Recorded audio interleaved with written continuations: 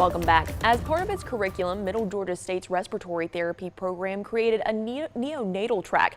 It's the only respiratory therapy degree with a neonatal track offered in the state of Georgia, and few such tracks in respiratory therapy programs across the U.S. Ramey Cohen spoke with the director of clinical education and two students about the importance of what they're learning.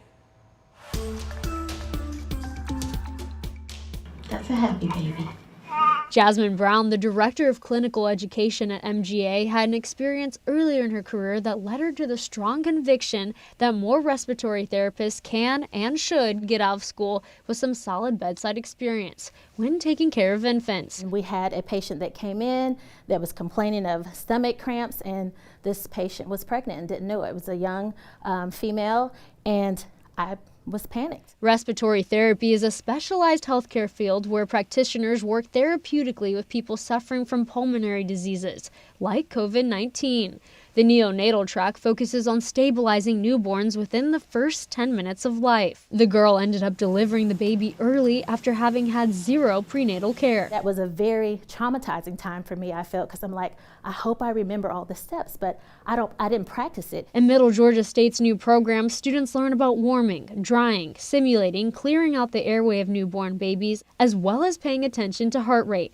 Lala Tello and Kelly Rowland, two seniors in the program, say learning these techniques help build their confidence for after college. We have, our textbooks that teach us a lot, but at the same time, when we have the simulations and it's hands-on, it really brings it into perspective, and it's just like real life. And the simulators offer real-time feedback, so when we react to something, the simulator is able to respond so that we know what to do next. A majority of new graduates go to work directly in critical care areas on the front lines. Rowland says the program excels further than other schools. Once we are interacting with real patients, we know the steps to take, that everything that we learn in simulation can be applied to real patients. Brown says they hope to extend to a pediatric track in the future.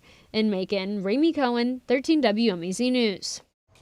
Terry Miller, chair of the Department of Respiratory Therapy at Middle Georgia, says the field has a strong job outlook with a 23% growth anticipated for 2020 through 2030. Here in Central Georgia, there's also a great need for respiratory therapists.